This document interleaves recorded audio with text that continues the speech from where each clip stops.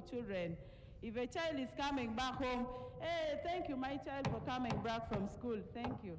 Thank you, Honorable Member. Let me have another parent. Tell me how this has impacted your family and how it has improved your family. My name is Aloy Irene. I was once a woman who also attended this training of parenting for respectability. How did it impact you and your family? Do you see any change, and what would you advise other parents to follow? That's what I'm going to. First of all, at first I was not the way I am looking nowadays. I am looking now because I used to be tough on my children. I thought maybe if I train them with harsh words, or maybe if I beat them, that's the way they will be good at school. They will do something that please me. But after this training, I realized that I should change and make friends with them so that they understand who they are. And also when we are planning for our family, I should also involve them. So that my children are now coping up. And also in my class, I thought maybe I'm the only center of information. I used not to give them time to speak out their mind. So after this training, I become someone who is friendly with them. And now if you go to my class, you find pupils speak freely and they speak up their mind. You get a way also of helping them. Thank you. I beg to stop here. Thank you, Honorable Member. Let me have you, Honorable Member, to come and tell us why did you come up with this and how it has helped impact the parents. Yes, 3 minutes for each, unfortunately. Yeah, thank you, Madam Speaker. Members in the House, protocol observed. My name is Achiro Stella. I'm the Senior Community Development Officer for the district. In my department, I handle issues regarding culture, community development, and gender activities. Within the same Department of Community-Based Services, we have the Office of the Probation Officer that directly looks at issues relating to children and the families. Also within the same department, we have the Office of the Labor Officer who looks at all issues relating to labor. Are they in the House today or you're representing them? I will speak across. Okay, thank you. Yeah, so we have our colleagues within the room.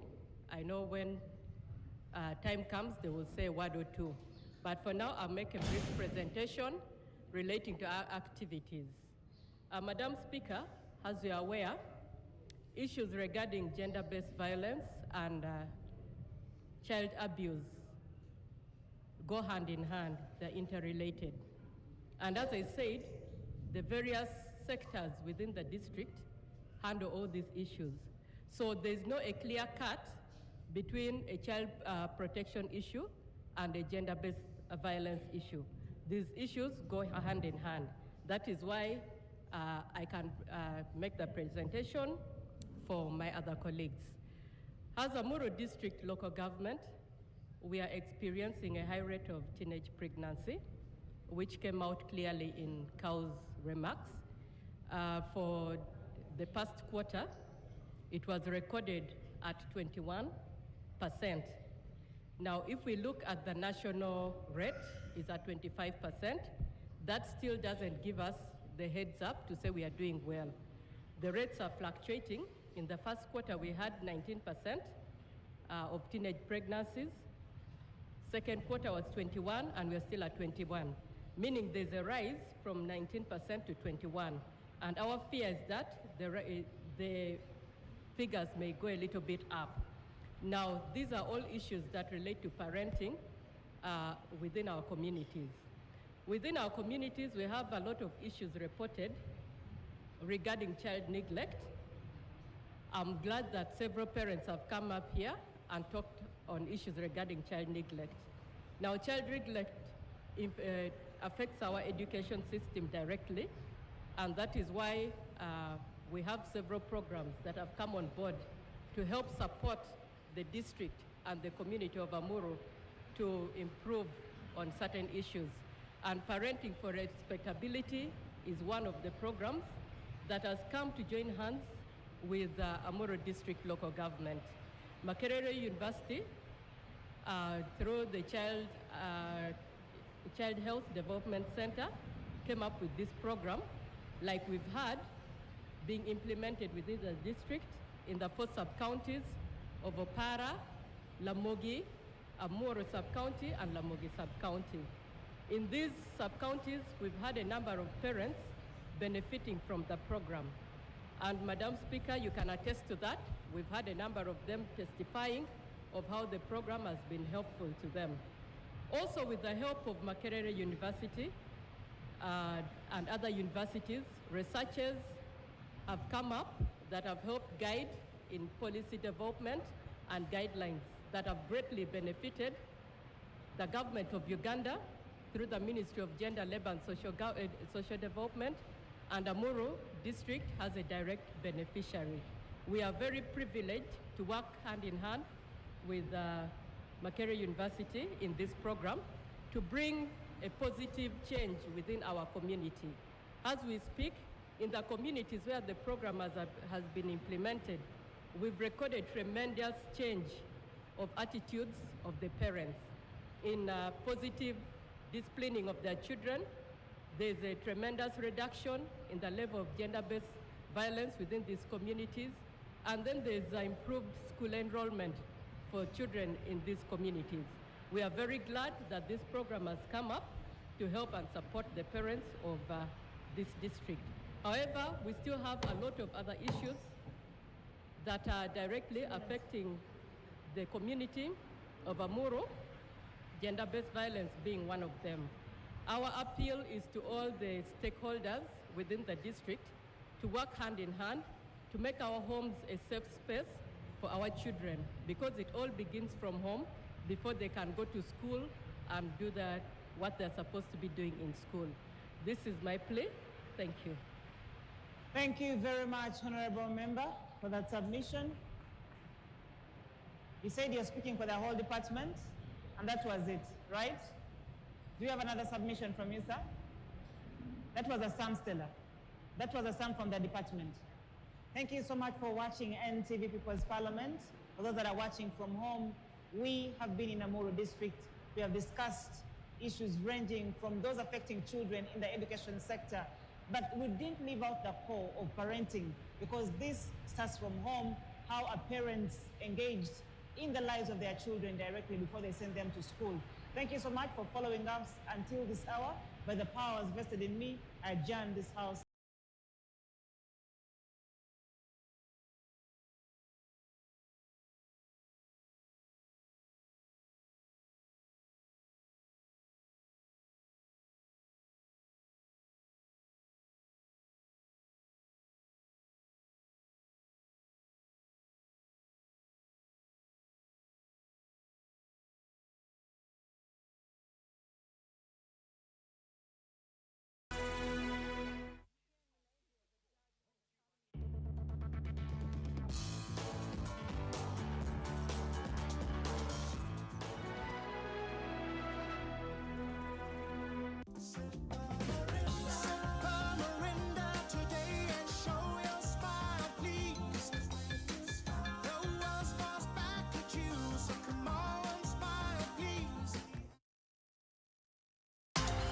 Get ready to indulge in the ultimate foodie experience on NTV What's Cooking. Join me on a journey of what's cooking, savory and mouth-watering meals. I will guide you with expert chefs, influencer and food creators through the techniques and tricks to elevate your cooking. If you can cook it, you can have it with our mobile kitchen that is going to reach all the iconic global food-related experiences, guiding viewers through what's hot, new, and worth trying. I'll definitely make this at home. Don't miss our Yard Cooking, where renowned chefs will battle in a timed culinary challenge, blending both sweet and savory cuisines. 4 lucky winners will get a chance to enter a raffle where they will win a dessert experience straight from our kitchen. This is very bitter. All new and fresh on NTV Uganda, What's Cooking on Sundays with yours truly, Faiza.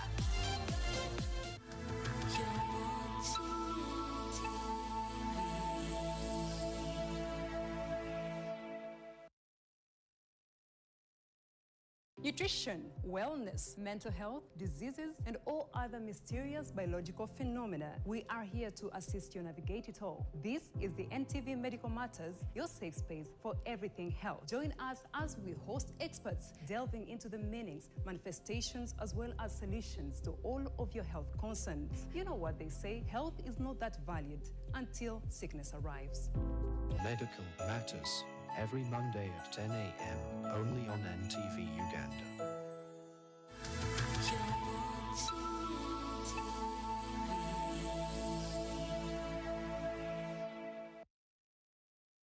Over 50 schools. St. Catherine's, Nemilyango College, Civil Secondary School. Societal debate.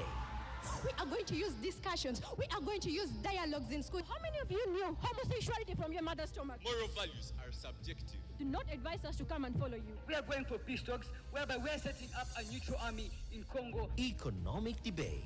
What is Uganda going to base its economy on? Oil as a mineral has reliable market. Oil mining will help stabilize the prices of commodities. Each and every sector in Uganda is affected by corruption. Unbiased judgment. I'm going to be very precise in my judgment. I wanted you to hear and get the gist. People talked about the Anti-Corruption Act, the Whistleblowers Act. By virtue that you bring it up at such a stage, it is very motivating. Only one winner. We are versing the mighty Namilyango College. To us, it was a giant team. We are here to put up a challenge. First of all, we are the mighty Londoners, so obviously we got this.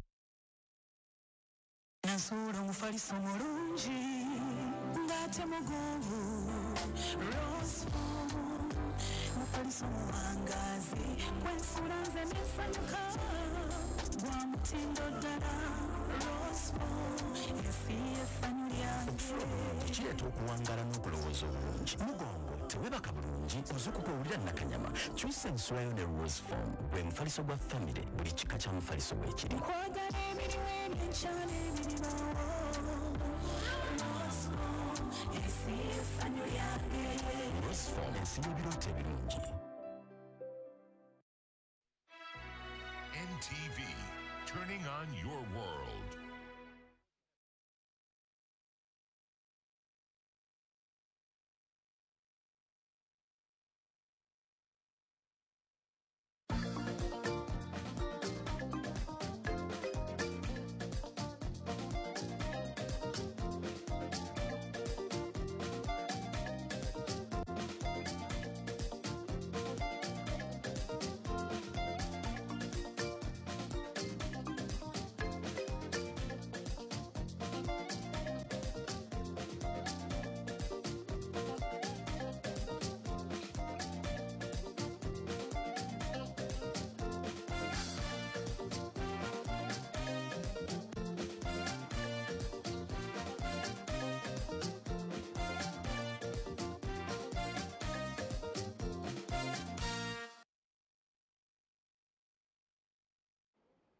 Butereevu NTV sawe mu nkwaniriza we bali kyona gyosobodde okubanga otuusaako engalo olunaku olwaleero olunaku lwa mukaaga nga bulijjo otandika n'emitwe emikulu ate oluvannyuma neebanga nkutegeeza ebyo webadde gyotabadde olunaku olwaleero kino gy'emitwe emitwe gy'amawulire gikuleeteddwa KCB Bank, for people, for better. KCB Bank is regulated by the Bank of Uganda. ebikulu. This is very dangerous. It should stop. Museveni aweze okufaafaagana n'enguzi efumbekedde mu malwaliro ga gavumenti. Abasawo abeebulankanya ku mirimu agamba waakubagoba. We can end it because we have got a lot of doctors.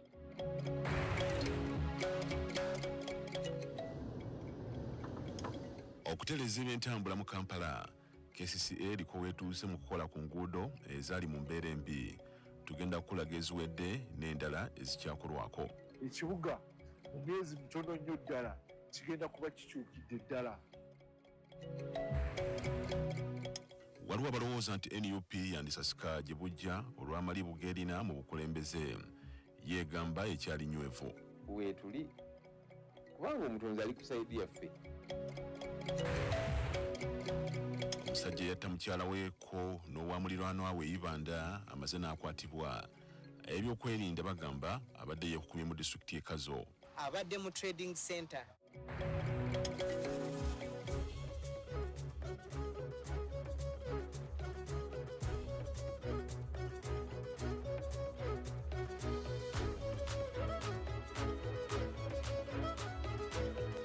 Do more with KCB Mobile Banking. Pay your bills instantly with KCB Mobile Banking. Dial *244#. Enter your PIN to proceed.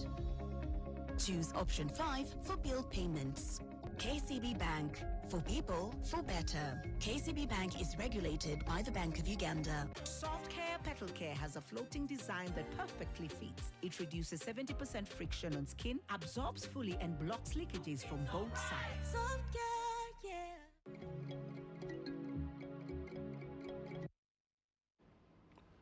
NTV sawa mu nyongera okwaniriza n'okwongera okwebaza kyonna gy'okoze olwaleero ze Patrick Mukasa tanse n'omukulembeze w'eggwanga Yoweri Museveni ng'onaagamba nti wakufaafaagana n'abasawo bonna abeebulankanya ku mirimu mpozi n'abo ababulankanya eddagala lya gavumenti ne batuuka n'okulitunda.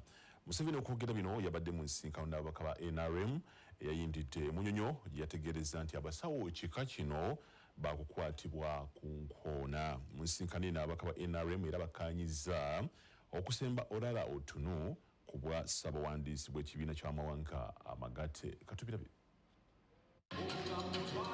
Olunaku lw'eggulo ababaka ba NRM babadde n'ensinkano eyakubiriziddwa ssentebe w'ekibiina kino era omukulembeze w'eggwanga Yoweri Kaguta Museveni nga yayindidde Munyonyo. Mu kwogera kwe Museveni yazzeemu okukinogaanya ng'eggwanga bwe likyalemye okukulaakulana olw'obuli bw'enguzi. Ono yalaze obwennyamivu olw'enguzi efumbekedde mu mpeereza y'ebyobulamu. There is some corruption in the health centers. You don't find drugs there. I don't know what the problem is with the drugs. Is it because they are being stolen? Or is it because we are under budgeting? What is the problem? So we shall have to discuss it in the cabinet. Ensonga y'ebbula ly'eddagala mu malwaliro ga gavumenti, Museveni yategeezezza nti emunyiye wabula n'asuubiza nti gavumenti gy'akulembera yakulaba engeri gye ginogeramu eddagala. So you have that problem of shortage of drugs. People go to the health centers, they are told to go and buy from the shops. This is very dangerous. It should stop. I'm going to bring it up in the cabinet, but I would also like you to take it up and check what is the problem. Are the drugs not enough? Is it because we are under budgeting? Or is it because the drugs are being diverted? Kyokka agamba nti yakitegeddeko nga bwe waliwo abakukusa eddagala lya gavumenti ne balitwala e Congo. I have heard of these drugs going into Congo, the neighboring countries, and also being found in the private shops. And yet they are supposed to be government of Uganda punched with the government of Uganda stamp. Ono teyabadde na bigambo biwoomu eri abasawo abeebulankanya ku mirimu era yategeezezza nti waakubagoba. Now apparently that was why there was a big cry for paying the intern students. And we can end it because we have got a lot of doctors. Some of the doctors are even not working in the government. They don't have jobs. You find they are graduates, but they are not yet taken up by the government. They are qualified doctors, young but qualified. So we need to come to a situation where we say, okay, if you don't want to work for the government, go away, work for the private, and let's recruit younger people. Let them come and man the system. Ababaka bakkaanyizza Kimunga Nkuyege okusemba Olala Otunu ku bwa ssaabawandiisi bw'ekibiina ky'amawanga amagatte ki United Nations. On behalf of the NRM Parliamentary Caucus, I wish to affirm our full support for the candidature of Honorable Ambassador Olaro Tunu, and we remain optimistic that with your leadership, guidance, and international network, his candidature will receive the support it deserves. Mu birala ebyakkanyiziddwako mulimu okuwagira enteekateeka za gavumenti zonna mu by'okwerinda, obutebenkevu, ebyobulamu, ebyenjigiriza n'ebirala, okwenyigira mu kulwanyisa obuli bw'enguzi mu bitongole bya gavumenti, okuba baakalabaalaba era baakalondoozi b'enteekateeka ya Parish Development Model, okulaba nga bannayuganda beeyongera okugyettanira mpozi n'okukakasa ng'ensimbi zituuka ku bantu ddala abazeetaaga. Ronald Senvuma, NTV, ku ssaawa emu. Kakati kyamaze dda okukakasibwa nti amagye g'eggwanga Uganda gagenda kusindikibwa mu luwannanda lw'e Gaza okuyambako mu kukuuma emirembe egyataaguka mu kitundu ekyo. Kakati tuzzeewo katono emabega okwekenneenya engeri Uganda gyezze esindika amagye gaayo mu mawanga amalala okukuuma emirembe ko n'ebibala ebivaayo. Ku Lwokuna lwa Ssabbiiti eno, minisita w'ebyokwerinda Kiryowa Kiwanuka yategeeza Paalamenti y'eggwanga mu butongole nga gavumenti ya Uganda bwe yafuna okusaba okuva eri bakirimmega ab'ensi yonna aba Amerika nga basaba Uganda ebayambe ewereze ku magye gaayo mu luwannanda lw'e Gaza Israel gye yatabangula bayambeko mu kukuuma emirembe. Newankubadde kino kyakanze nnyo ababaka ba Paalamenti, minisita yabagambye nti kino bagwana bakirabe ng'okubonekerwa kubanga guno mukisa munene nnyo eri Uganda okwetaba mu kaweefube ow'okutebenkeza ebyokwerinda ku mutendera gw'ensi yonna. Ekya Uganda okusindika amagye mawanga amalala okukuuma emirembe newankubadde eri abamu kyewuunyisa naye si kipya, kino kizze kikolebwa okuva ddala mu myaka egy'ekyenda. Eri abajjukira obulungi mu mwaka 1998 Uganda yasindika amagye mu ggwanga Likongo ng'eyambibwako Rwanda okufeffetta n'okufuza abayekera ba ADF abagambibwa nti baali beesomye okutabangula emirembe egyali gyakalaala mu Uganda. Guno gwe mulundi ogwasookera ddala amagye ga Uganda wansi wa NRA okusala ekkerejje ne gagenda ebusukka nsalo. Ebibala ebyavaayo nakati tukyabinoga ekinyonnyola lwaki nakati Uganda emyaka giweze 40 nga ku mirembe kwetudde. Amagye ga UPDF mission eno gagikomekereza mu mwaka 2003 lwakuba oluvannyuma kyazuuka nti waliwo abajaasi abavaayo ne gold nga kwogase n'embaawo. Mu mwaka 2008 abayekera ba LRA basiba akanyaga ku ggwanga ly'ettu Uganda batandikira ddala okutogoza abatuuze mu bukiikakkono bw'eggwanga kyokka nga amagye ga UPDF bwe gabagambako badduka bayingira South Sudan n'ebibira by'e Congo mu Galamba. Enkola eno yalumya nnyo omukulembeze w'eggwanga Yoweri Kaguta Museveni omutwe kyaddaki kyasalibwawo nti amagye ga Uganda galumbe enkambi z'abampembe bano mu bitundu gye gali geewangamiza emmundu n'etokota. Okugenda kwa UPDF e South Sudan ko ne Congo kyaleeta akalembereza mu Uganda naddala mu bukiikakkono bw'eggwanga eyo. Omumpembe Konya yanafuuyira ddala abajjaasi be bangi baakwatibwa, enkambi z'abayeekera mu yali y'ebirigira zaasaanyizibwawo era eno y'emu ku nsonga ezaatuusa Konya okutuuka okukoowa ebyokulwanagana. Ng'ogyeko amawanga bwe tugabana ensalo mu mwaka 2007 Uganda yali eggwanga eryasookera ddala okuweereza abajaasi mu ggwanga li Somalia wansi w'omukago gwa AMISOM okukuuma emirembe mu ggwanga lino. Mu kaseera kano kyannyonnyola nti waliwo abatujju abaali bava mu ggwanga lino ne batugobya mu mawanga gali ku muliraano so ngeri ekyokuleka Somalia nga kyetwala kyali kitonzeewo obwakiwagi mu mawanga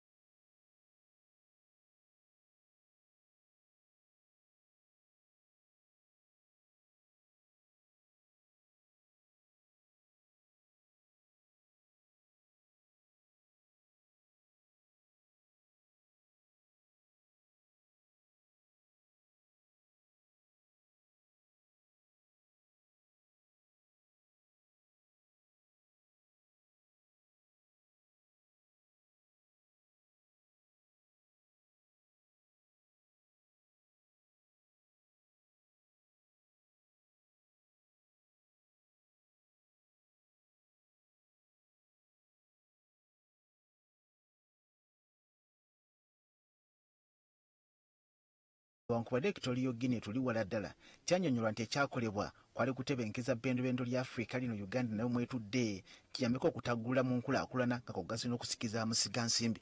Obukumi bwa Uganda tebwakoma awo. Mu mwaka 2013 Uganda bwe yawulira nti wabulisewo okulwanagana okw'omunda mu ggwanga lya South Sudan yasembesa amagye gaayo kumpi ddala n'ensalo ya Uganda ne South Sudan ng'eringa erinda akavaayo zidde okunywa. Era tebyalo ne bibalukawo. Kyazuuka nti bannayuganda abaali mu ggwanga lino obulamu bwabwe bali mu katyabaga. Mu bwangu ddala amagye ga Uganda gazambalira ku mugongo ne gayingirira ddala mu South Sudan okuggyayo bannayuganda embeera bye yali esobedde. Ekikolwa kino oyinza okukiraba ng'ekitono naye kyali kya buzira ddala. Batwala akadde nga bateekateeka olukwe luno okwewala okulufuula olutalo. Bannayuganda kyenkana bonna baakomawo mirembe bw'omu bannayuganda ne bongera okwesigagira eggwanga lya Uganda.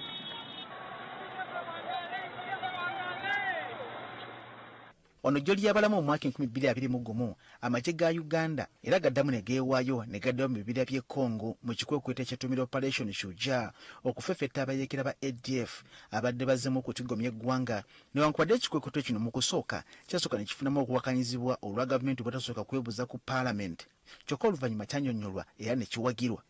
Ekikwekweto kino kireesebwa emirembe mu bitundu by'e Kasese ne disitulikiti endala ezirinaanye Congo ekyongedde okufuula amagye g'eggwanga amaganzi.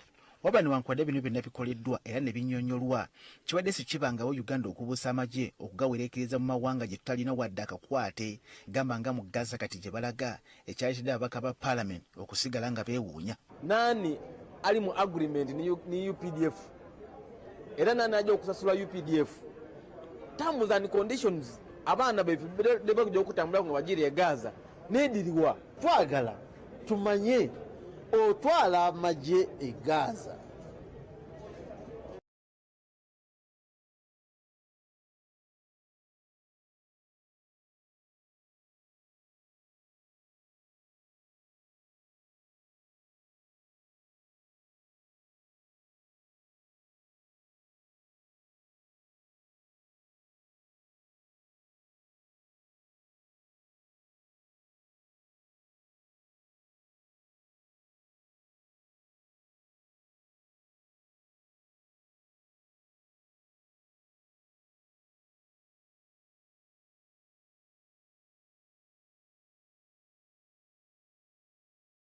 bwe bakujja okutambula nga bagiri e Gaza neediriwa. Twagala tumanye otwala amagye e Gaza entegeka y'abasirikale eri etya? Bwe baba bagenda famire zaabwe zisigaza ki? Bwe baba bagendayo gavumenti. Kigwana kijjukirwa nti guno gwe mulundi ogusookedde ddala mu byafaayo by'amagye ga UPDF gavumenti okusooka okusaba olukusa lwa Parliament nga tennasindika bajjasigenda mu mawanga gye beeyagadde. Samuel Sebuliba, NTV ku South.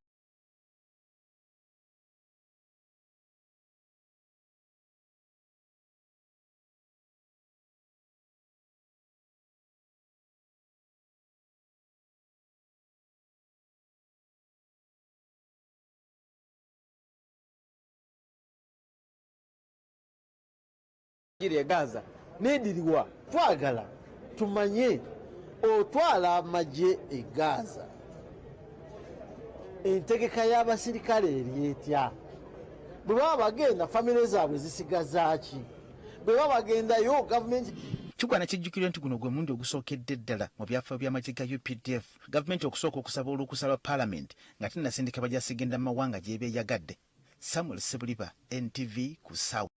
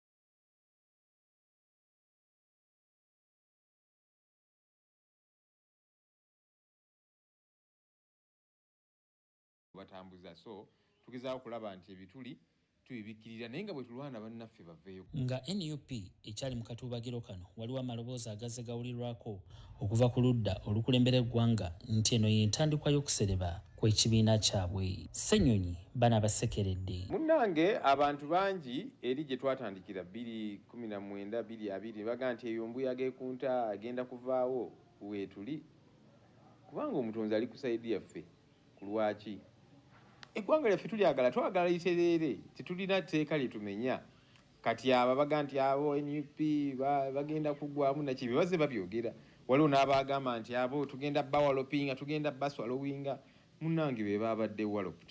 Kyokka ye omulondoozi w'ebyobufuzi Siraje Nsanja agamba nti mu kaseera kano ebiseera by'omu maaso by'ekibiina kino biri mu matigga kyagamba nti kyandiviirako emirandira gy'ekibiina okusasika. Bw'otunuulira amaanyi agabateekeddwawo mu nsonda zonna amaanyi gavumenti ge bataddeko amaanyi ekitongole ekiramuzi kye kibataddeko kati twaliwo omu mu bo asobola kuvaayo n'awa kibiina kino obukulembeze obumatiza kisobole okubeera nti nno kisigala nga kikyali kigundeevu. So olw'okutya okwo okwetoolodde embeera gye bakoleramu bagendagenda nga baseebenga. Nsanja agamba nti ke kaseera NUP okufuna omuntu anaasobola okubatabaganya ne gavumenti okusobola okukendeeza ku kazito ke babataddeko. Balina okukola kwe kufuna muzzanganda ayogere ne gavumenti ebakendeezeko amaanyi ago ge bataddeko awo okutiririra kukendeere basobole okubeera nti no bafuna abantu abayingira ekibiina naye kati babateeka mu mbeera ng'abantu bakitya okubeera nti no ba identifyinga nakyo oba ye alaga akakwate nakyo oli akirabanga enkomyo ewedde emirimu. So politics bw'obeera nga tokyasobola kurikurutinga ye tactics government yabakola oba tokyalina maanyi oba mu maaso gy'olaga. Newankubadde guli gutyo abakulu mu NUP bamativu nti enzirukanya y'emirimu mu kibiina yakusigala ng'ekwajja era nga si baakupondooka kuva ku mulamwa gw'ekibiina.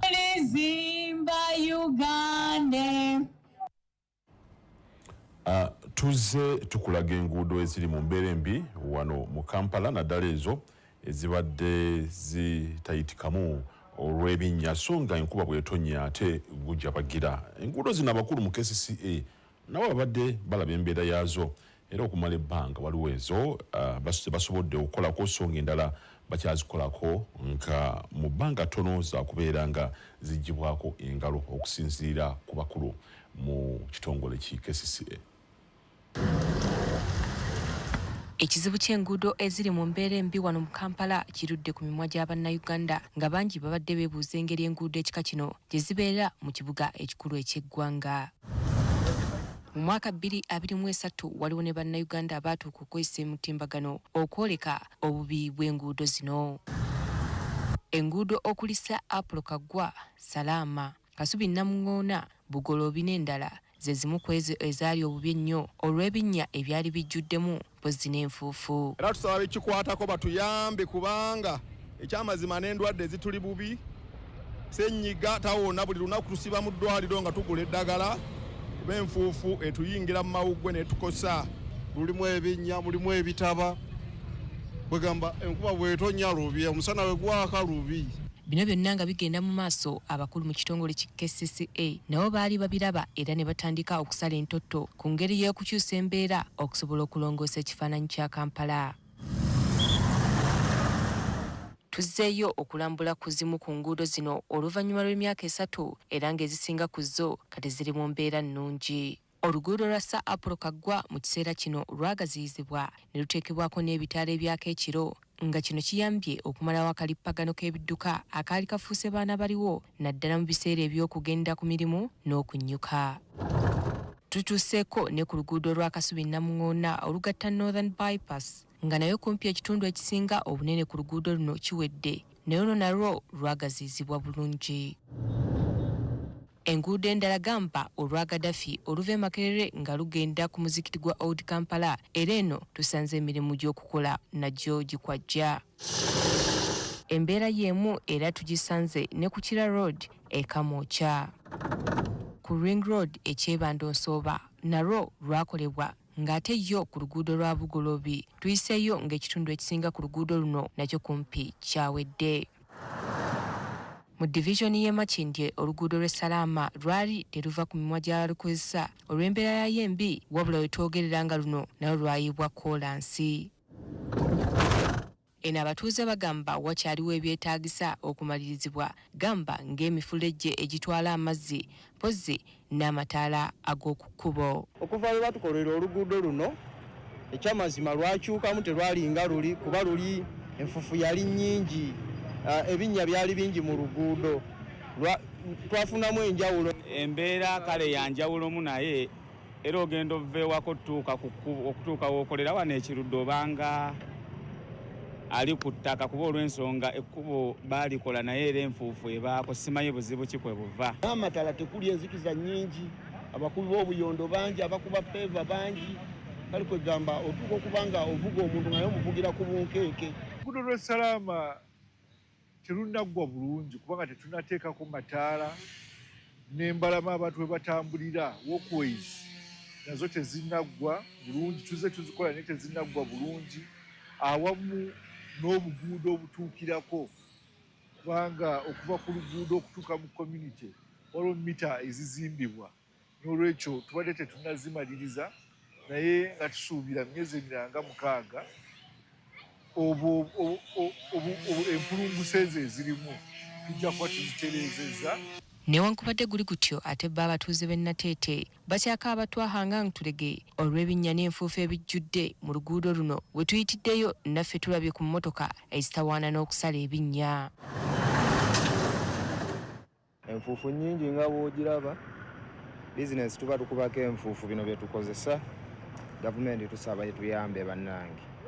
Accident zibeera zigwa wano buli lunaku ebinnya biyitirivu amazzi gali awo mayitirivu kale layikeza ati tulinga abataalonda bakulembeze. Nze nga nze avuga booda lubisiza ddala bubi kuba lulimu ebinnya lulimu enfuufu lwetaaga kukola. Oluguudo lw'e Nateete lugwa mu ttuluba erya National Roads oba enguudo ezigatta eggwanga nga zino zirabirirwa Ministry ya Works era twawandiikira Ministry ya Works ne Transport mu Novemba y'omwaka oguwedde okuyambako okuddaabiriza oluguudo lwo. Omwogezi wa KCCA Daniel Nowabine agamba omulimu guno gutambulira ddala kinnawadda mu kaweefube w'okulaba nga bamalawo omugotteko mu kibuga. Tulina n'enguudo endala ze tugenda okutandika mu wiikendi ejja nga Yusufule tulina okumutereeza Koto Street, Bombo Road n'endala nnyingi nga bwe tuzze tulanga nga twagala nazo zibeere mu mbeera ennungi. Waliwo ezikolebwa kati nga ziri mu masekkati g'ekibuga nga Rashid Kamis, Ben Kiwanuka, Square 1 oluva ku Square era y'ensonga lwaki enkuba bwe yatonnye twalabye ekitakataka nga kikulukuta lwakubanga Square 1 ekolebwa.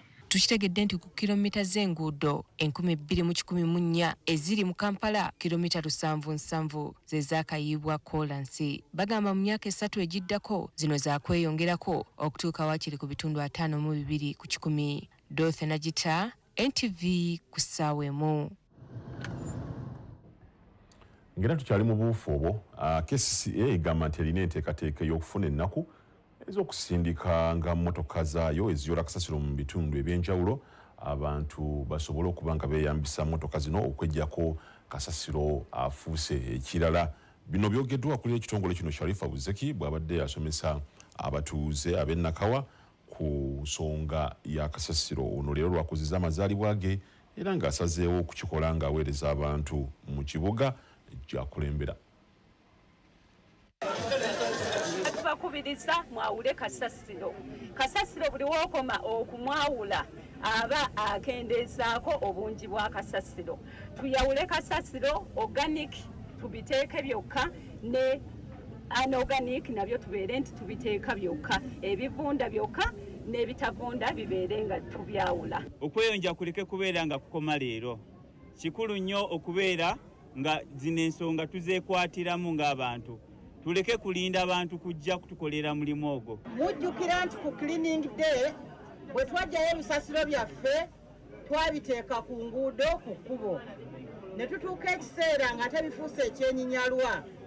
Tugenda kukozesa enkola ya bring to track erole abantu baffe tugenda okuteeka mu bitundu byammwe abasoboza kasasiro bagenda kukolagana ne bakyamaani b'ebitundu ne ba area councillors ne ba leaders ba-identifying wa eloole weerina okuyimirira mwe abalina kasasiro mukole ki muteekeko gwe mumaze okulongoosa emmotoka bw'eba tennaba kutuuka toteeka kasasiro kuki kubo oba mu ttaka kasasiro oyo tuli mu budde bwa nkuba ajja kudda mu myala ate tube nga twozeza nga tutuddewa mu ttaka nakawo ebadde enkyafu naddala munda eyo wansi eyo munda eyo munda mu buli konda naye bagogodde ne tugogola ne tuba nga azin obulwadde tebujja kudda tugamba abantu bawule ki bawule kasasiro ebifunda n'ebitakola ki kati golina kulu yekka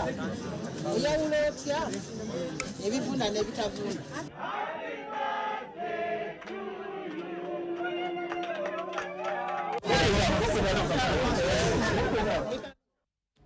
NTV kusawe mu tukyagenda maaso tugenda ku mulimu Katonda ate mukudda tekutuusekeyo tulina mu kitundu kyaffe ekiddako mulimu na bino tosekuka tukoma Top Plus mwekwate bwe tukomawo nfune banking license small scale gavumenti ekkiriza abakola mu kirombe kya Mugobwa Katuugo e Kasanda okuddamu okukola kyokka wakyaliwo obutakkaanya ne bannannyini ttaka exploration license tekukkiriza kusima ttaka lya muntu kati ate oliriko olifukula lyonna olitabangudde olimazeewo nabweru waliwo sitampu y'ekyalo ebbiddwa abatuuze abeetaaga obuweereza bwa ssentebe bakunkumate basaba kuddamu kukonda amazima geeyoleke tukomawo weekwate Top Plus capsules kifuba oba musujja Top Plus ky'ekyokuddamu kyo ekkerenda limu nga liwonya endwadde zonna Top Plus mwekwate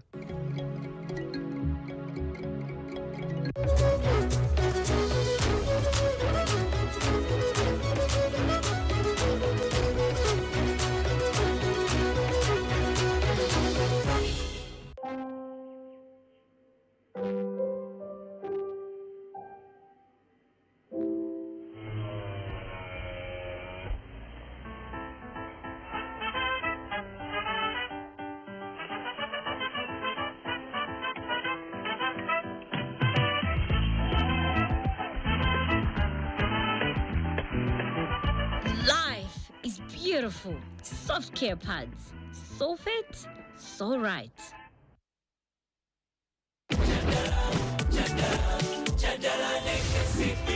Jadalane KCB is back, bigger and better. Open a new KCB account or make a deposit into your existing account to reactivate it and stand to enjoy exciting rewards like AirHash. Download the KCB mobile app or visit your nearest KCB branch today. Win with KCB today. Terms and conditions apply. KCB Bank is regulated by the Bank of Uganda and customer deposits are protected by the Deposit Protection Fund up to 10 million shillings. weekwate Top Plus capsules kifuba oba musujja Top Plus ky'ekyokuddamu kyo ekkerenda limu nga liwonya endwadde zonna Top Plus mwekwate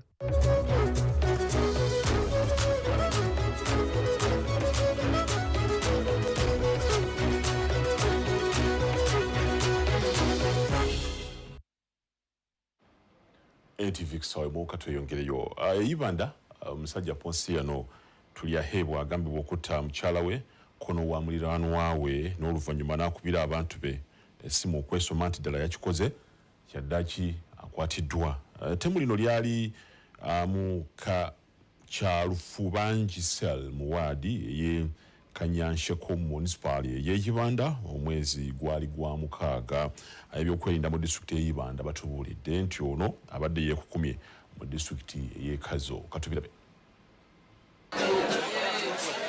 nga 15 ogw'omukaaga omwaka guno poliisi yatandika okuwenja omusajja Ponsiano Tulyaheebwa omutuuze w'ekyalufu bangi mu waadi y'e Kanyansheko mu municipali y'Ibanda ng'ateeberezebwa okutemula mukyala we Fiona Nsimenta. Tulyaheebwa yateeberezebwa n'okuba nti bwe yava ku mukyala we n'alumba n'omukyala omulala Oliver Nalugo nga yali mukamuliraanwa we Emmanuel Tumusiime naye n'amumiza omusu. Omukyala we yamusazeko obulago emisiwa kire kita ejawo obulago emisiwa gy'obulago gyana nakikutula. Omutemu agambibwa okuba nti olwamala okutemula mukyala we enjumu yakolera ettemu n'agiteekako kufulu ng'asibiddemu n'abaana babiri. Ng'amaze ettemu yaliko abooluganda lwa mukyala we be yakubira essimu okubatemyako baddukira omubiri gw'omuntu waabwe nga tannavundira mu nju. Okuva olwo Ponsiano Tulyaheebwa abadde aliira ku nsiko. Nga wakayita omwezi ne sabbiiti nga 3 Tulyaheebwa yagombeddwamu obwala nga yasangiddwa ku kyalo Bugarihe mu disitulikiti y'e Kazo. Amyuka RDC w'Ibanda Godwin Guma ategeezezza nti abatuuze be baakenze Tulyaheebwa ne batemya ku bakulembeze mu kitundu. Abadde mu trading center eya Bugarihe in Kazo district bwe bamusanzeeyo ne bamulaba ne bamutegeera omuntu n'ategeezaako kansala gwe bayita Tumusiime. Era Iwan njagala kwebaza kansala Tumusiime ekyo kye yakoze bwe yamutiipinzeeko oli kansala Tumusiime n'agamba chairman wa trading center ne bakwatagana n'omukuumi owa private ne basobola okukola ki ne bamukwata ne bamutwala ku poliisi. Oluvannyuma yakunguziddwa nazibwa ku kitebe ekikulu ekya poliisi y'Ibanda. Okusinziira kwa Amyuka RDC w'Ibanda omukwata aliko byatandise okubabuulira ebigenda okubayambako mu kumuvunaana. Kubanga ye mwenyini ne kati ali mu kwogera nti yamukuba ki migo. Ffe twalowooza nti ne wa neighbor yamufumita akaso naye yagamba nti yamukuba omuggo gwe gwamukirawo. Saawa zino ali munda mu kkomere lino eryaffe erya wano Ibanda and fayiro ye emaze okukolebwako. Saawa yonna tumutwala mu kooti yejja kusalawo.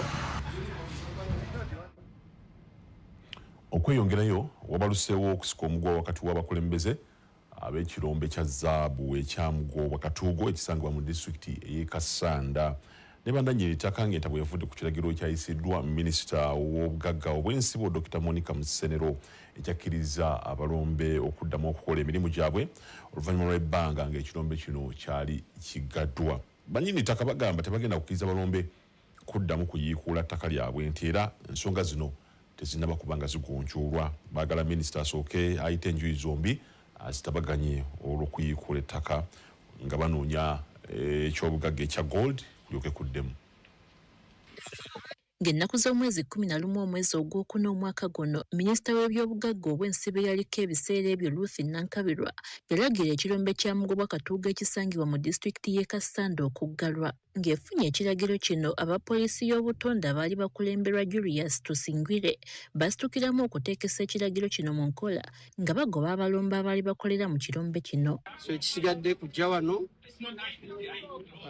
kujjawo bantu ate nga tutandise nakati. Tulekeddwa okufuuka ababbi, tulekeddwa okugoba bakazi baffe, tulekedde abaana okubagamba temuddayo genda ku ssomero. Kubanga tubadde tujja buli kimu kanisa eno muŋŋamba nnimirira okufuna ngenda kulyawa. Kyokka wiiki eno abalombe abagobwa bazzeemu okufuna ku kamwenyumwenyu oluvannyuma lwa minisita w'ebyobugagga obw'ensibo omuggya Dr. Monica Musenero ate okuwandiika ebbaluwa ebakkiriza okuddamu okukola era ne baweebwa ebbanga lya myezi 12 gyokka okutuukiriza obukwakkulizo bwonna obwetaagisa okukola omulimu guno mu bulungi. Baluwa egamba nti babawadde emyezi 12 minisita nga munoonyereza oba waliwo ebyobugagga bye mwagala bweba tebiriiwo era mutugambe ekyo bweba bwebiri then tufune mining license small scale. Tuli basanyufu okuva mu mugalo kuba abalombe tubadde tuyisibwa bulwadde okumala emyezi ena nga tuyita mu mbeera ya kusomoozebwa naye kati tuli basanyufu nnyo era twebaza kabineti Museveni gye yatuteerako newa ng'etuguddewo ne tusobola okuba nga tugenda kukola mu butongole kati. Kyokka newankubadde bano bakkiriziddwa okuddamu okukola bannannyini ttaka ekirombe kino kwe kitudde bawakanya ebyasaliddwawo minisita kubanga waaliwo enkaayana ezaali zitannagonjoolwa. Kati ne tuproposinga ne tukkaanya Katuugo Mugobwa neefuna akalulu holding license ku lwaffe ffenna naye ekyasinga otumala enviiri ffenna ku mutwe. Katuugo Mugobwa bwe mala ofuna license olwo balandi road tuzze n'ab'ebinyabaze n'abalina bakola management yagamba bugambi nti license kati yange mwe saagala kubamanya. Bano bagamba nti singa enkaayana zino tezigonjulwa mu bwangu balina okutya nti abantu bandyetuusaako obulabe nti kati bo tebakyakkirizibwa kulinnya mu ttaka lyabwe. Ebbaluwa ebagamba kugenda kutereeza mufune mining lease. Exploration license tekukkiriza kusima ttaka lya muntu.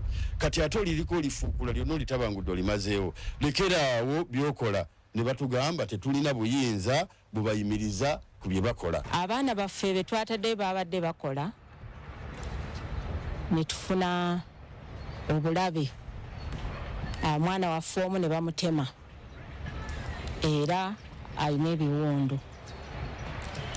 Kati mu budde buno tetunnamanya kituufu kikiddako. Ensobi gye basinga okukola nga balandiroodi olw'okuba tebannafuna kumanyisibwa kumala kwe kwerimbika mu kiti ky'obwalandiroodi ng'ate bakola mirimu gyaki gya layisinsi. Singa wabaddewo obuzibu bwonna poliisi etuli kumpi baliroopye omusango ogwo, naye omusango gwe nalabye gwe batadde mu Jwetek bagambye nti nze ne bannange twakoze forceful entry, naye ng'ekyamazima bw'oba oyingidde ku lusozi forceful entry ogikola otya nga gwe obadde okolerawo. Mbaka Pulezidenti e Kassanda Phoebe Namulindwa naye awagidde ekyokusooka okugonjoola endooliito ezaaliwo emirimu gino gisobole okutambula obulungi awatali bukuubagano. Twesanze nga enkaayana era zikoze eki zikomyewo, kitegeeza waliwo issues ezitannaba kubeera resolved. Kyetusaba ngaffe twandisabye minisita nga bano okugulawo yaguddewo naye nga operations tezinnatandika yandibadde tufuna consultation oba ne tufuna na involvinga ba stakeholders bonna omuli ba landlord abalina surface rights ku kitundu ekyo ab'ebibanja then ne district security committee then ne tukkaanya ku kiki ekigenda okukolebwa ne kigenda tambula kitya. Barbara Nariso, NTV ku ssaawa emu. Okweyongerayo abatuuze abaali badduka ekibambulira ky'okubumbulukuka kw'ettaka mu nsozi za Elgon batandise okuggwamu essuubi mu nkambi ya Tulel mu disitulikiti y'e Buko abasinga gye babudamizibwa. Embeera gye bawangaliramu mu nkambi batuusiza n'okutandika okulowooza okudda ku nsozi gye badduka ettaka eryabagwira nilibaako bangi beryakosa. Bagamba nti embeera gye balimu yakubonaabona nga n'olwekyo balowooza ku kyakudda eri gye baava. Katubira amatundu baali golaba y'enkambi y'e Tulel mu disitulikiti y'e Buko eyatandika ng'ekiddukiro ekyakaseera obuseera oluvannyuma lw'okubumbuluka kw'ettaka eryatta abantu. Kyokka mu kiseera kino yafuuka kigezo ekiringa ekigenderera okulaba obugumiikiriza bwabwe. Abantu abaafiirwa amaka, abaagalwa baabe n'ebisolo nabo kaakano balwana kusigaza bulamu. Omujjuzo bwe basola tegubaganya kufuna tulo n'endwadde okwo olw'okubula obusizo. Abaliyo beeraliikirivu tibandifuna endwadde endala ezitwala obulamu.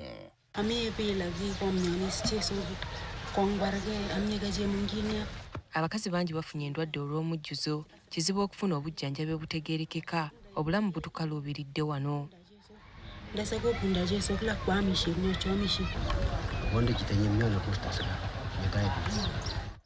Nina obulwadde bwa sukaali ne asima, bwe tusula wanfuufu era kino kinnyongera obuzibu. Managing them here is a big challenge because we have people who have different characters. People don't want to go to places of conveniences. They tend to visit again these other plantations. That is now the challenge which we get here. And as far as health is concerned, I've tried also to engage the district and the health assistant to at least engage those people who normally go and easy within the plantation. So that is now the big challenge. And this is the most desperate camp of all camps.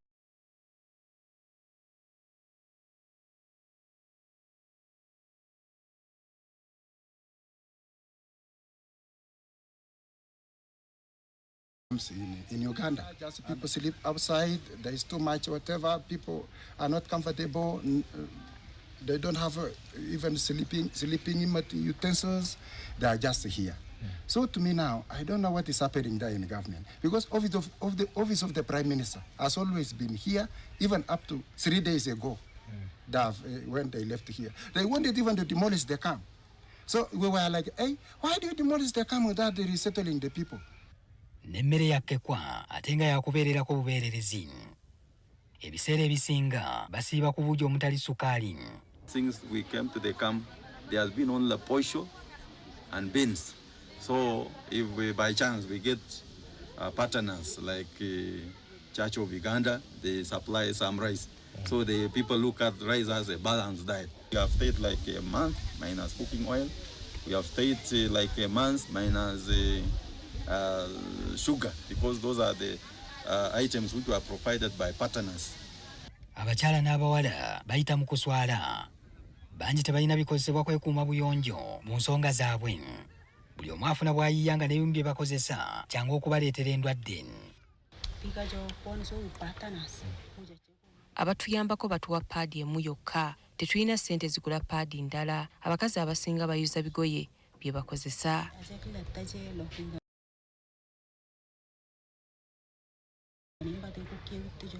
Embeera eno abamwe batuusiza ku ndeebolebo y'okulemererwa.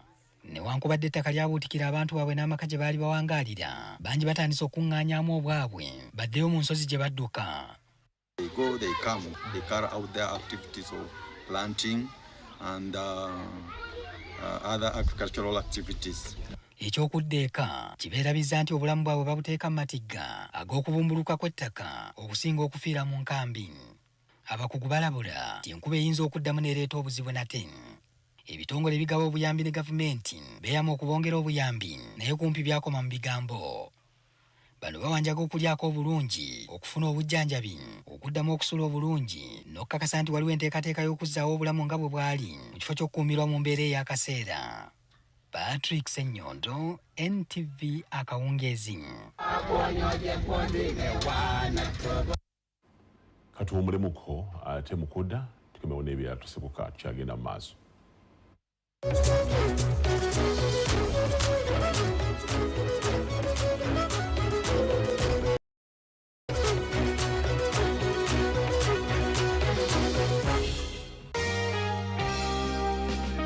Due to a recent temporary station shutdown, you may have missed the EdTech Mondays July edition, streamed live on the NTV digital platforms. So many classrooms in Uganda remain empty.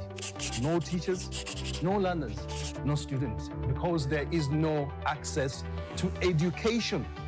What if we could fill them up?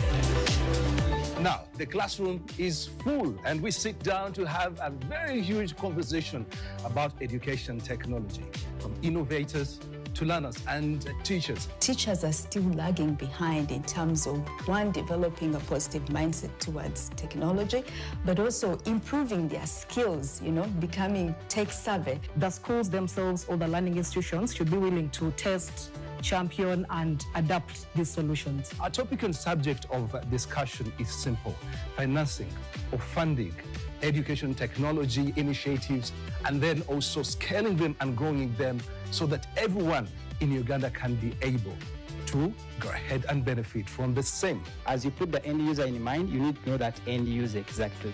I think we are rated amongst one of those countries with the heaviest costs when it comes to internet. Now, 1 GB of data is about 2,000 Uganda shillings.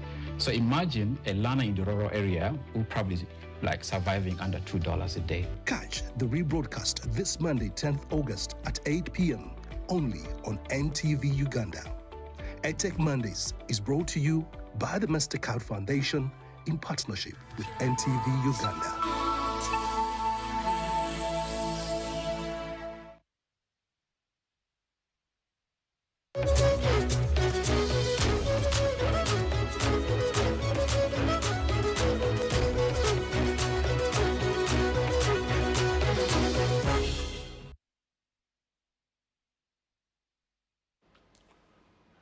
NTV kusawemo katweyongereyo n'abakulira amasomero ag'obwannannyini mu ggwanga wansi w'ekibiina ki National Private Education Institutions Association Uganda basabye gavumenti okubatunulamu n'eriisa ery'ekisa eddirise ku misolo gye babagerekera kubanga gyandibagoba mu mpeereza eno.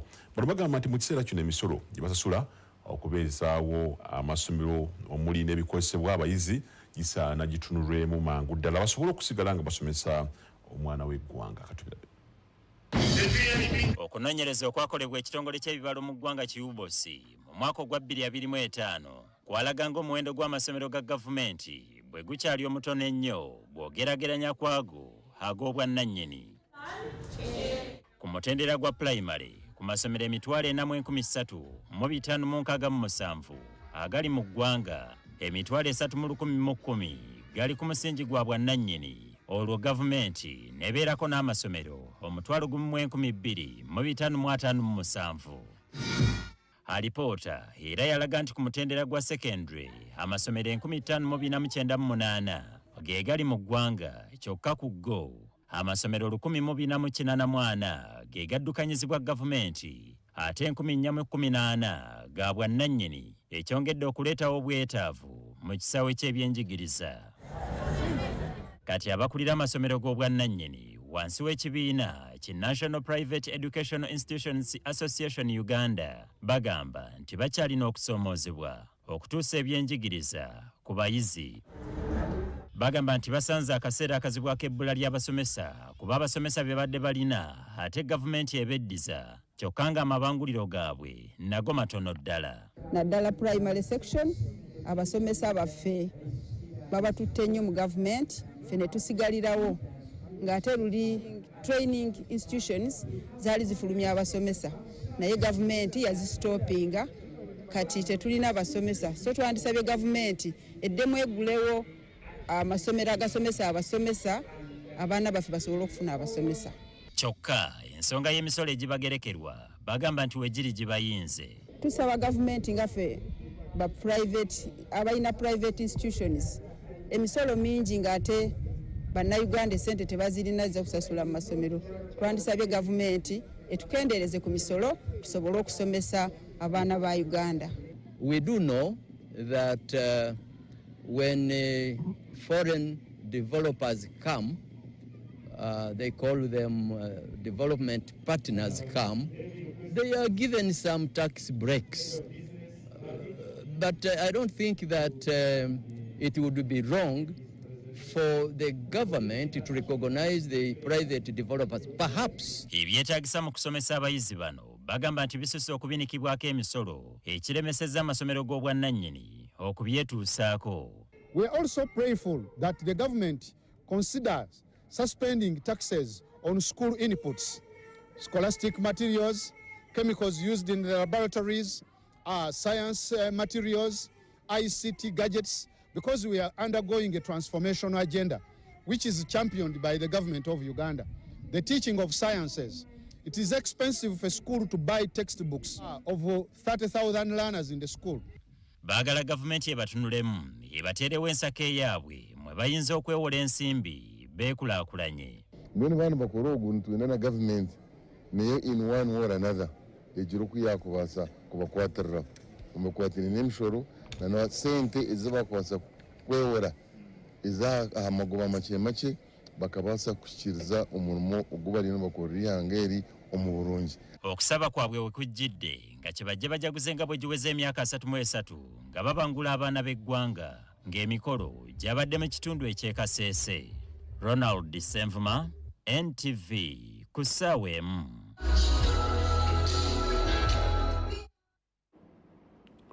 Ate okweyongerayo abatuuze ku kyalo Lugoba Urban Council ekyalo ekisangibwa mu ggombolola y'e Nabweru municipality ey'e Nansana bali mu kusoberwa oluvannyuma lw'abantu batanategeerekeka okumenya ofiisi ya ssentebe w'ekyalo ne batwala ebiwandiiko omuli ne stamp.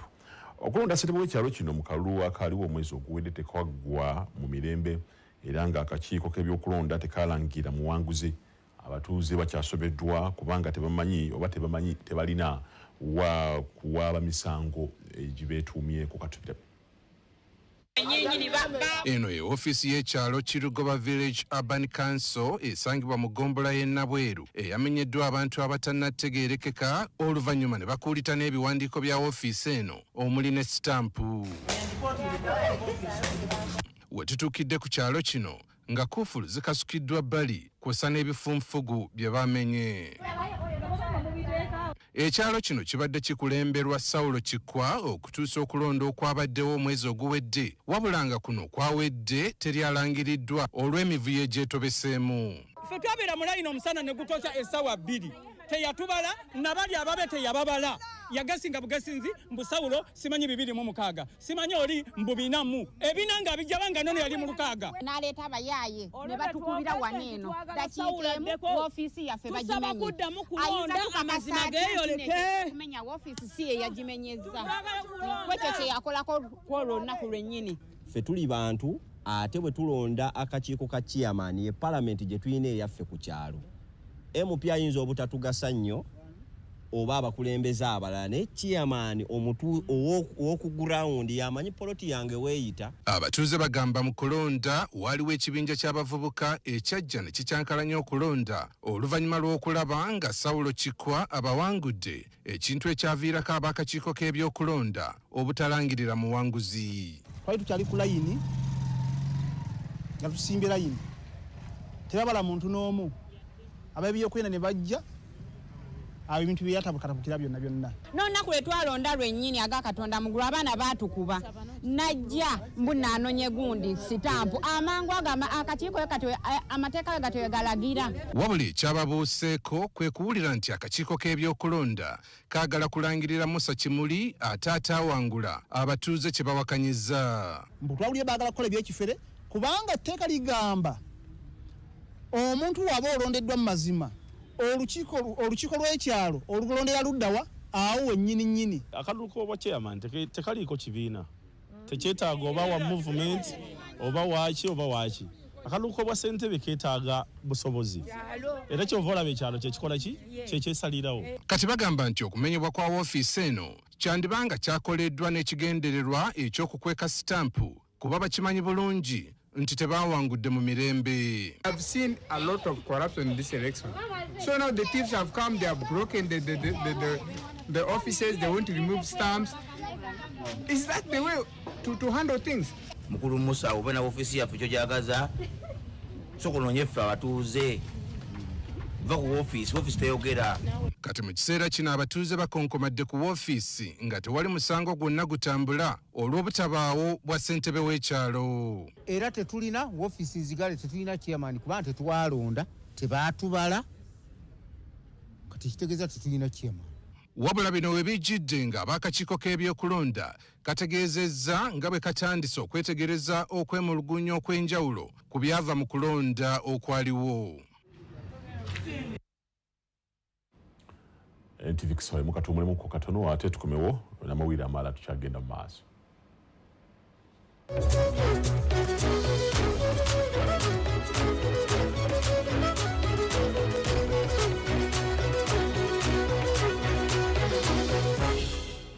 Are you losing chicks early? Dealing with uneven growth? Give your chicks Well-Fed Pre-Starter for uniform growth and faster development with Well-Fed Broiler Concentrate, ensuring consistent rapid growth, reaching up to 2.5 kilograms in just 5 weeks, market ready on time. And for layers, switch to Well-Fed Layer 20% or 5% formulated to deliver up to 95% egg production with bigger eggs, rich yellow yolks, and strong quality shells. Get your birds Well-Fed. Nyumirwa filimu ofuna mawulire gakagwawo oba streaming efilimu yo gy'osinga okwagala n'ebirala bingi nnyo buli wiiki ku 10 zokka nga kugirako ne data wa GB 10 kati osobola okulaba TV zonna ez'omu Uganda kw'ossa n'okuwuliza radio zonna live ng'ate osobola okuzzaamu emabega okurecordinga okuyimirizaamu ngamba ka pause ate n'oddamu n'ogizannya kati tokyalina kiweeraliikirira kuba amasannyalaze ne bwe gagenda oba ng'olina woolaze yo TV channels app yajja okukusootinga kati nno ne jaribu waffe owa bulijjo ofuna eddakiika 10 ez'okustreamingira ku bwereere buli lunaku eno enkola nnyangu ejjudde essanyu ng'ate engeri gy'olaba ebikunyumira byonna ku muwendo gya wansi akadde konna wonna w'oli downloadinga UTV channels app olwaleero onyumirwe bikusanyusa okutali kkomo.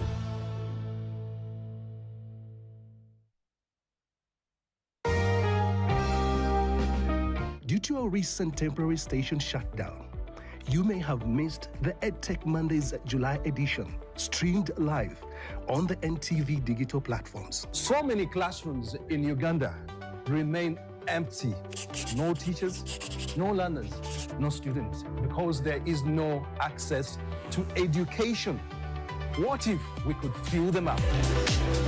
Now, the classroom is full, and we sit down to have a very huge conversation about education technology, from innovators to learners and teachers. Teachers are still lagging behind in terms of, one, developing a positive mindset towards technology, but also improving their skills, becoming tech savvy. The schools themselves or the learning institutions should be willing to test, champion and adapt these solutions. Our topic and subject of discussion is simple: financing or funding education technology initiatives, and then also scaling them and growing them so that everyone in Uganda can be able to go ahead and benefit from the same. As you put the end user in mind, you need to know that end user exactly.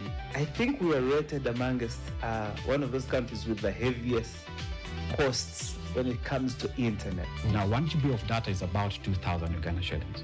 So imagine a learner in the rural area who probably surviving under $2 a day. Catch the rebroadcast this Monday, 10th August at 8 p.m.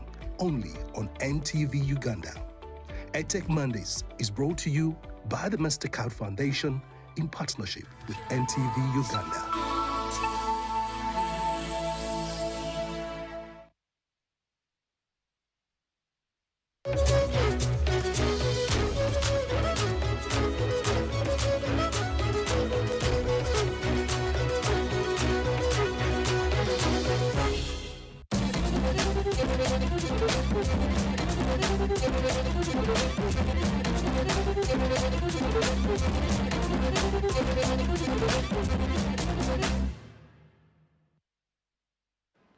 Ebyemizannyo Uganda eyungudde ttiimu y'abazannyi abasukka mu 2000 okugenda e Morogoro mu Tanzania okwetaba mu mpaka z'amasomero ga senior ez'obuvanjuba bwa Africa ezigibwako akawuwo nga 12 omwezi guno. Ttiimu eno esibuddwa olunaku olwaleero erugogo etunuulidde okweddiza ekikopo ky'empaka zino ate baawangula omwaka oguwedde bwe baali e Kakamega mu Kenya.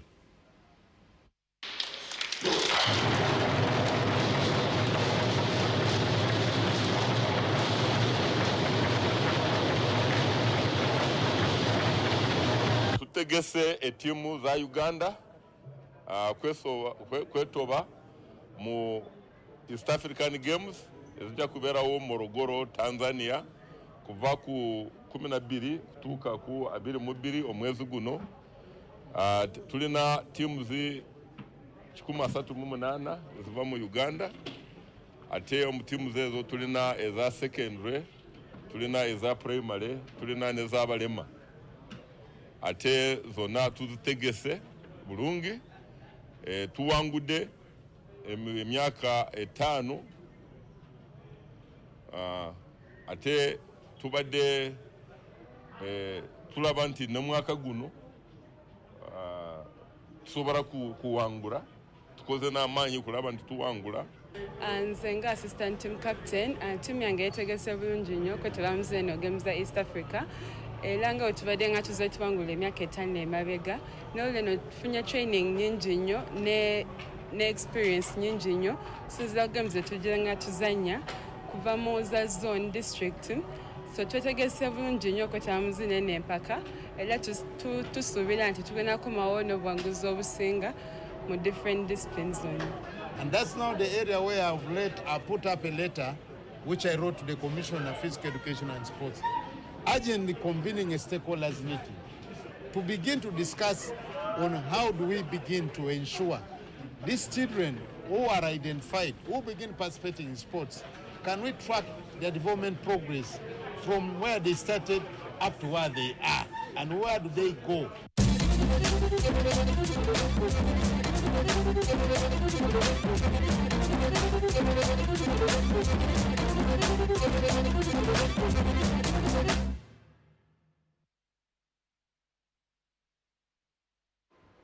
NTV kusawe musi gana kubanga nsukawo bali kubanga otambule naffe okuva twatandikidde okutukira akadde kano naye nga sinnakusiibula nkujjukiza onako olw'ekyo obutera biragenda mu ssinzizo okutendereza Mutonzi.